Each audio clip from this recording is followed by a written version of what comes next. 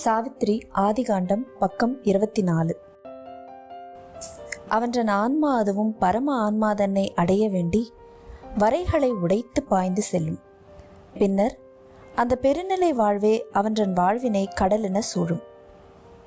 அண்டமனைத்தும் இன்ற அன்னையின் நெஞ்சகம் சுரக்கும் அமுதினை அருந்திய அவன்றன் உடலும் உள்ளமுமெல்லாம் எல்லை கடந்த பேரு இயற்கையதன் ஆற்றலினாலே ததும்பி நிற்கும்.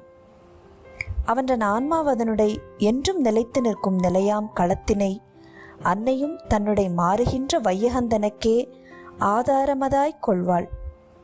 ஆதாரமதாய்க் கொண்டு பின்னர் இன்னும் பிறவாதன்னுடைய மகத்துவங்களுடைய வடிவந்தனையே அவ்வாதாரமதன் துணையே கொண்டு சமைத்திடுகின்றாள்.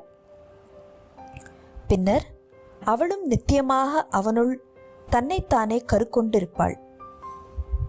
அந்த மானிட பெருவிதனிலே திரை நீங்கிய படைப்பாளியாகி படைப்புத் தொழிலினை தொடர்கின்றாள்.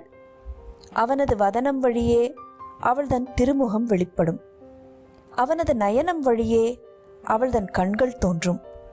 பரந்த ஒற்றுமை ஒன்றின் வாயிலாய் அவள்தன் இருப்பே அவனுடைத்தாகும். இங்கனம் பின்னர் மனிதனில் தெய்வம் தெள்ளென தன்னை காட்டிடலாகும்.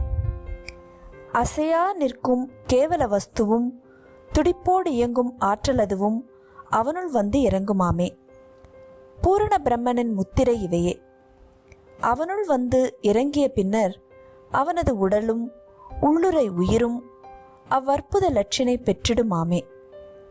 மானிட வாழ்வது மங்கலான நெடியதோர் ஆயத்தமாகும் காணீர். சடமதன் இவ்விருளார் புவிதனில் பிராணன் என்னும் ஆற்றல் வரைந்திடும் வட்டமாய் உழைப்பும் நம்பிக்கையுமாய் போரும் அமைதியுமாக மாறி மாறி சுழலும் வட்டமாய் மானிட வாழ்வது முடிவிலாதிங்கு அமைந்துள்ளதேயாம். இதுநாள் வரையிலும் எவரது பாதமும் படியா உயரச் சிகரம் நோக்கி அவனும் ஏறிடும் முயற்சி தன்னில் சுடரொளி ஒன்று மின்னியதாலே தோன்றிய அரை நிழல் வழியினூடே பிடியினின்று என்றும் நழுவும் தன்னை என்றும் மறைத்து நிற்கும் சத்தியமதனின் தத்துவம் தன்னை முழுவதும் உணரலாக தத்துவ பொருளை காண விழைந்து ஏகுவான். என்றும் காணவியலா ஏதோ ஒன்றினை அல்லது ஒருவரை தேடி தேடி இதுவரை ஒருவரும் இங்கே அடையாதொழிந்த இலக்கினை அடையும் சாதனை முறையினை பற்றியே அவனும் எழுதலும் விழுதலும் எழுதலும் விழுதலுமாக மாறி மாறி உழன்று சுழன்றே படிப்படியாக உயர ஏறி இறுதியில் ஒரு நாள் அப்பேரிலக்கினை அவனும் அடைவான். அடையும் பொழுதினில் அதனுடைய மூலமே பரமன் மகத்துவம் தெள்ளென ஒளிரும். நாமும் இங்கே உருவாக்கியதும் பரமன் அவன்றன் பொருட்டே அன்றோ.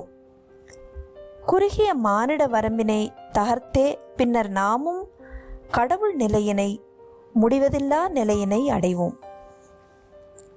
நமது இயற்கையின் எல்லை கோட்டினை கடந்தே நாமும் பராபிரகிருதியின் பேரொளி வீசும் வளைவினில் நுழைவோம். அவ்வாற்றல் மைந்தன் அசோபதியின் அகத்தினில் இன்று இத்தகு மாற்றம் கண்கூடாகவே உணரலானது. உன்னத உருமாற்றமாம் இச்செயலும் அவனன் அகத்தில் தானே அன்றே அடித்தளம் அமைத்ததாமே.